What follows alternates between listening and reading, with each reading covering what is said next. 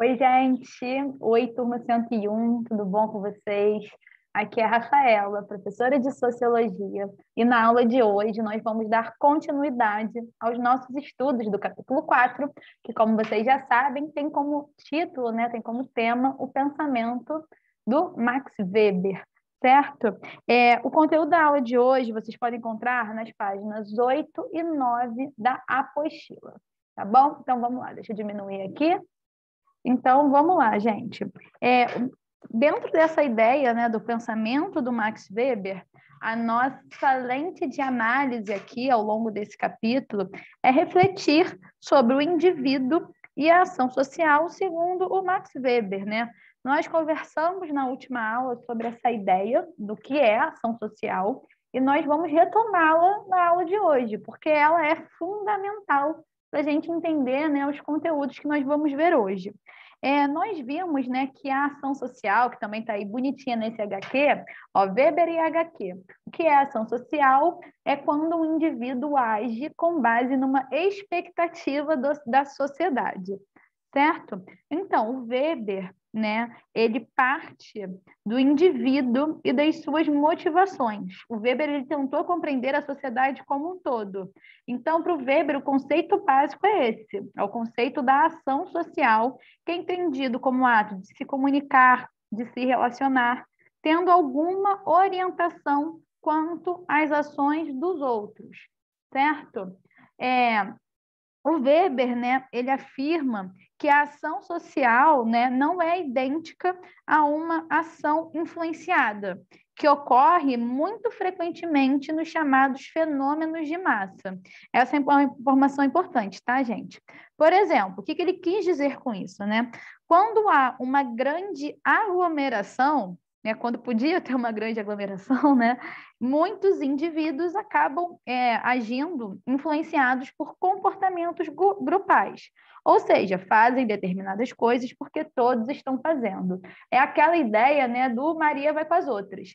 Se um faz, está todo mundo fazendo. E o Weber, né, ele chama isso de ação influenciada, certo? E essa ação influenciada não é diferente da ação social, tá? São coisas distintas. O Max Weber, ele agrupa, né? Deixa eu passar aqui, as ações individuais, as ações sociais, né, em 4 grandes tipos. Aí nós vamos, né, nos dedicar hoje a entender esses 4 grandes tipos, né? A ação tradicional, ação efetiva, ação racional com relação a valores e ação racional com relação a fins. Então, vamos nessa. Ó, a primeira, né, a ação tradicional, tem como base um costume, uma tradição familiar, ou, por exemplo, um hábito, certo? Ela é tradicional porque ela é adotada, né, de maneira automática, reagindo a estímulos habituais. É como se fosse um modo automático, né? Ação tradicional, você faz meio que sem grandes reflexões, de maneira habitual.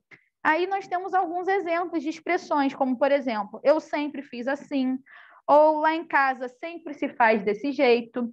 Então, essa ação tradicional vai variar, né? Vai ser única de indivíduo para indivíduo, certo?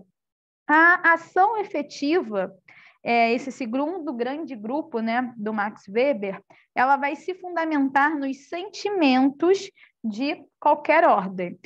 Age efetivamente quem satisfaz suas necessidades, seus desejos, sendo eles desejos bons ou ruins, podem ser eles de alegria, né, de felicidade ou de vingança, por exemplo. Não importa. O que importa é dar vazão aos seus sentimentos, às suas vontades momentâneas.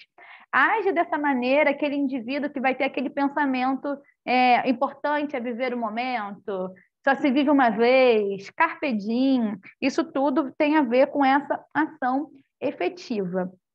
Já a ação racional com relação a valores, esse nome mais grandão, né, ajuda a gente a entender. Por quê? Porque esse tipo de ação racional, né, ele vai ser fundamentado em convicções, como, por exemplo, o dever, a dignidade, sabedoria, a beleza, a piedade, ou, por exemplo, a importância de uma causa, certo? Por isso que tem essa ideia de valor, né?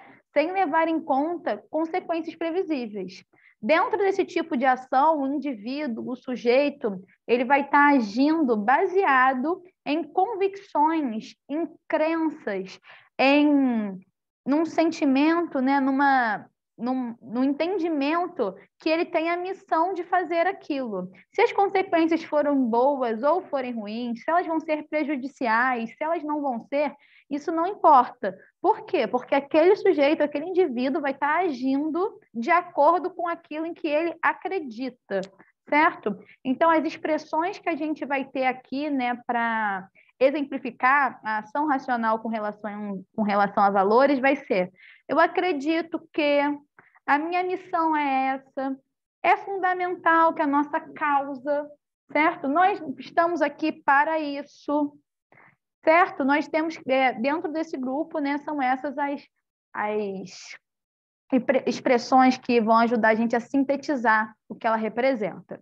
E a última, né, a ação racional com relação a fins, ela vai estar, né, fundamentada numa avaliação da relação entre os meios e os fins. Então, aqui nós vamos ter uma diferença, né, da relação a valores com a relação a fins. Nesse tipo de ação, o indivíduo pensa antes de agir em uma situação, certo? Ele vai se programar, vai medir as consequências, vai refletir sobre aquela situação e vai ser as expressões, né, o pensamento vai ser: se eu fizer isso, pode acontecer aquilo, certo? Então, qual é o melhor caminho? Ou, por exemplo, creio que seja melhor conseguir tais elementos para atingir esse objetivo, senão vai acontecer isso, certo? Por isso que tem relação a fins, é uma ação racional com relação a fins. Ela vai ser muito mais, né, pensada, muito mais refletida.